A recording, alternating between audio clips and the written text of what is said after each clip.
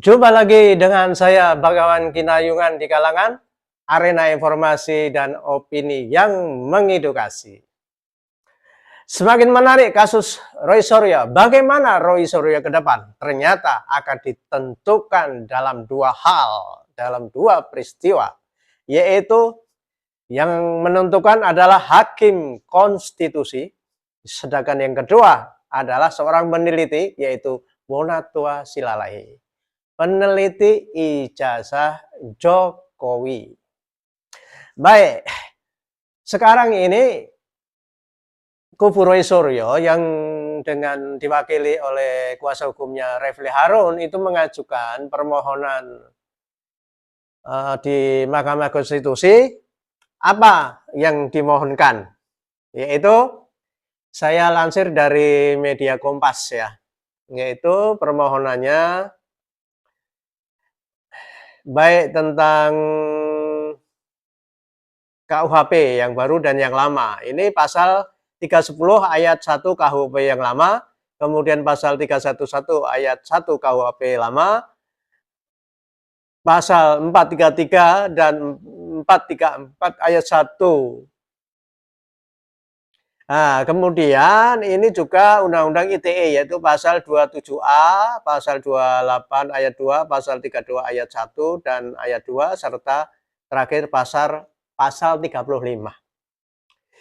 Jadi Refli menyebutkan alasan pihaknya mengajukan uji materi terhadap sejumlah pasal tersebut karena berkaitan dengan status tersangka lainnya.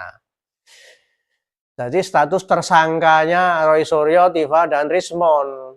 Sekarang kita berandai-andai, kalau hakim menentukan menerima permohonan Roy Suryo CS, berarti jelas Roy Suryo tersangkanya hilang, tidak tersangka, barangkali begitu ya.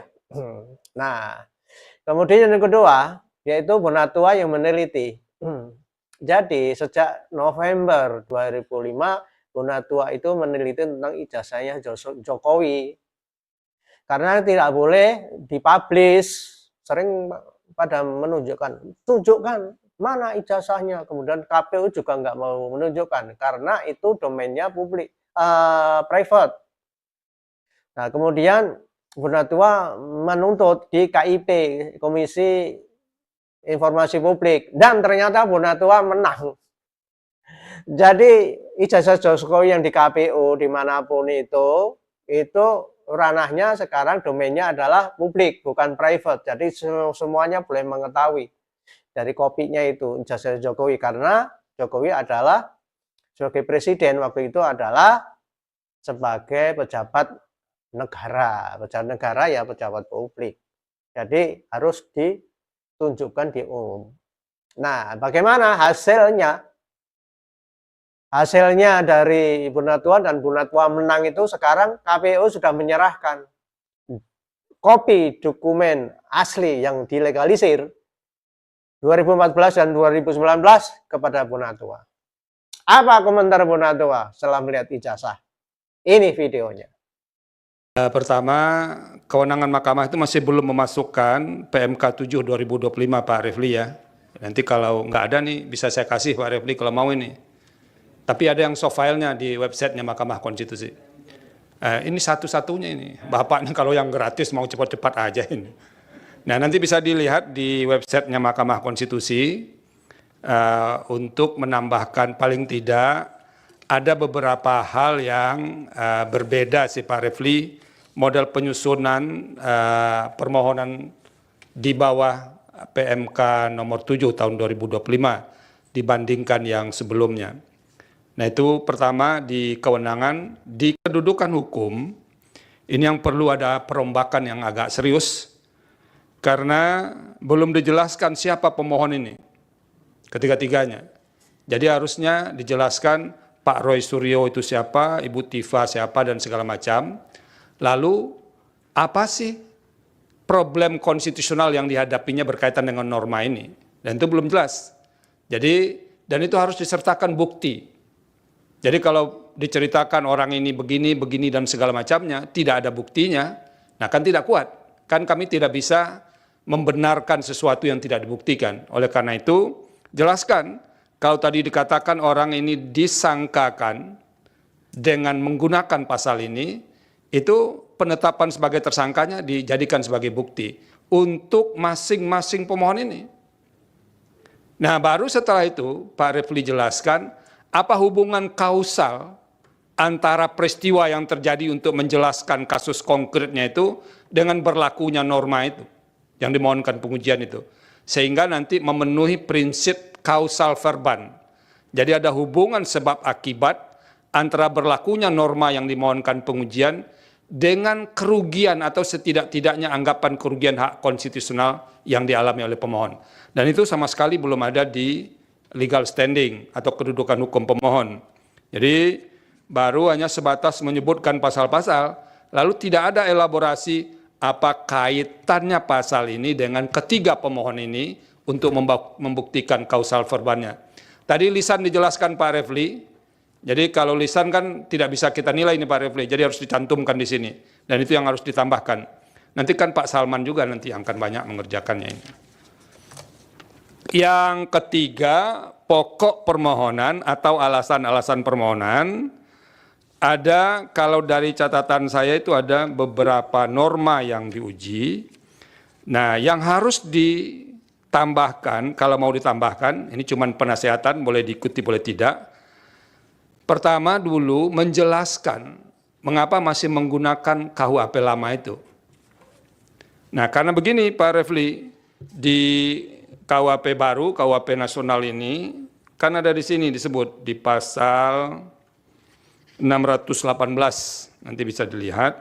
Pada saat undang-undang ini mulai berlaku, tindak pidana yang sedang dalam proses peradilan menggunakan ketentuan undang-undang ini, kecuali undang-undang yang mengatur tindak pidana tersebut lebih menguntungkan bagi tersangka atau terdakwa. Nah itu tolong jelaskan kenapa masih menggunakan norma ini. Satu.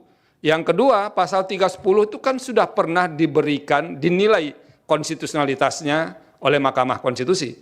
Nah nanti tolong dicari putusan-putusan Mahkamah Konstitusi yang berkaitan dengan norma yang ada dalam Kitab Undang-Undang Hukum Pidana yang pernah diputus oleh Mahkamah Konstitusi.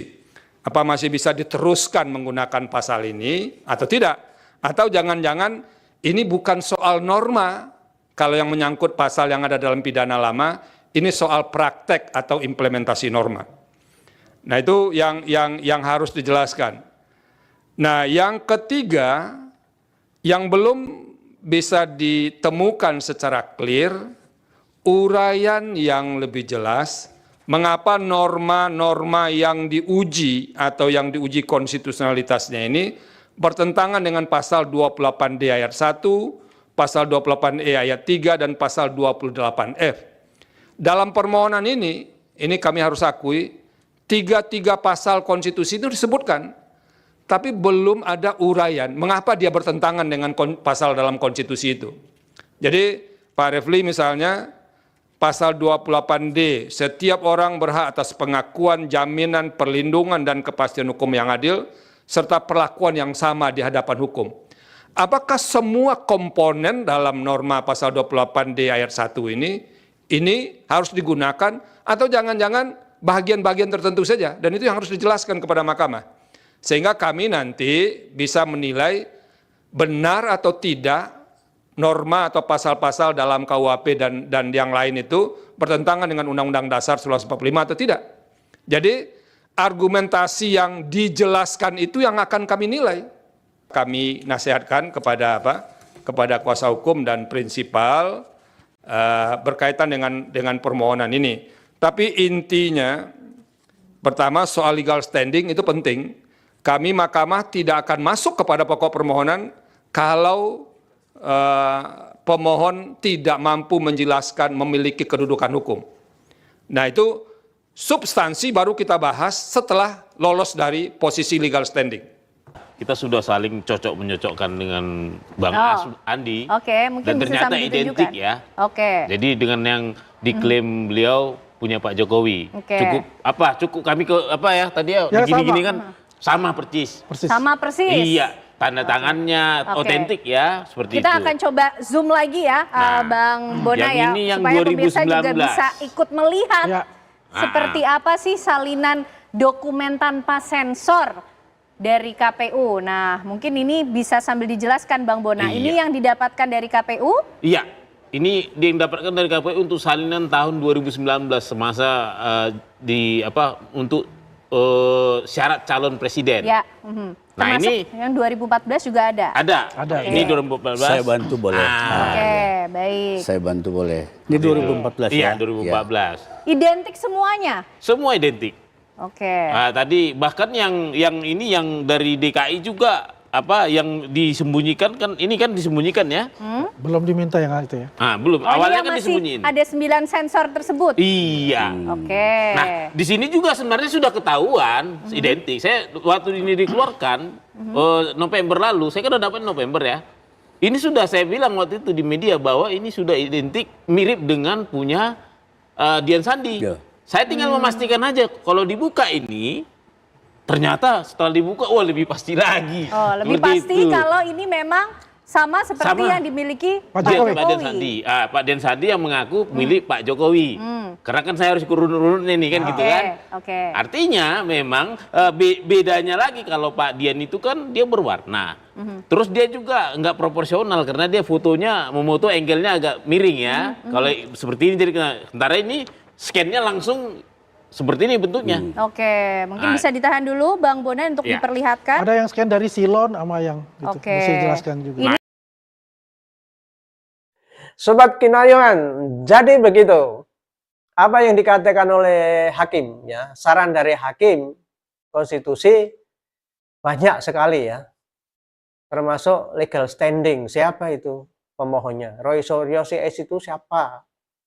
Apa kedudukannya di mata hukum? Kemudian tentang hal-hal tuntutan-tuntutan yang lainnya itu harus ada bukti, disertakan bukti dia. Sementara sepertinya belum ada bukti. Jadi saran hakim itu harus dipenuhi. Kalau tidak salah harus dikembalikan dalam waktu 14 hari. Dan kayaknya ya secara normal agak berat ya. Makanya hakimnya tersenyum. Ngasih 3 opsi kan. Perbaiki, dicabut, diperbaiki, atau diulang. Nah, apakah mampu untuk 14 hari? Sekiranya itu berat, dan memang berat, pembuktiannya dan legal standingnya. Nah, dengan demikian sangat berat itu untuk dikabulkan oleh MK. Sepertinya ya. Nah, tapi kalau hakimnya sudah senyum-senyum gitu ya sepertinya sangat susah gitu ya. Termasuk Refil Harun itu juga ahli tata negara, tahulah, jadi juga senyum-senyum sepertinya juga berat itu untuk disetujui, diterima oleh hakim. Oke. Berikutnya benar tua, Anda sudah tahu tadi bahwa ijazah Jokowi itu 2014 sama 2019 itu identik. Apa yang tadinya ditutup-tutup oleh 9 poin yang ada ditutup-tutup itu oleh KPU itu sekarang dibuka dan ternyata benar. Bonatua itu tidak meneliti ijazah Jokowi itu asli atau palsu. Bukan itu. Tapi untuk informasi publik yang tadinya domainnya itu private menjadi publik. Jadi semua orang harus bisa mengetahui. Dan ternyata menang. Nah sekarang walaupun UGM menyatakan bahwa lulusan iya, lulus iya, wisuda iya. Tapi ijazah yang untuk mendaftar itu asli atau palsu. Publik harus bisa mengetahui dan ternyata dibuka. Dan ternyata Bonatua juga ngomong identik. Selesai sudah Roy Suryo. Nah, sepertinya Roy CS ini ya tetap kena pasal berlapis. Tunggu aja dari sekarang sudah P19. Kemudian sudah dilengkapi macam-macam, termasuk kemarin Joko Widodo diperiksa kembali untuk melengkapi bersas, juga yang lain-lain. Dan sepertinya memang untuk menguatkan Roy Suryo CS, Tiva sama Rismon itu kena pasal berlapis. Selesai sudah Roy Suryo. Walaupun saya tidak mendahului hakim di persidangan, tapi publik, baik pakar-pakar hukum dan yang lain sudah tahu. Selesai sudah. Roy Suryo. Selamat tinggal di jeruji besi.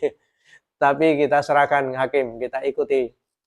Sampai di sini perjumpaan dengan saya, Bagan Kinayungan di Kalangan. Sampai jumpa lagi.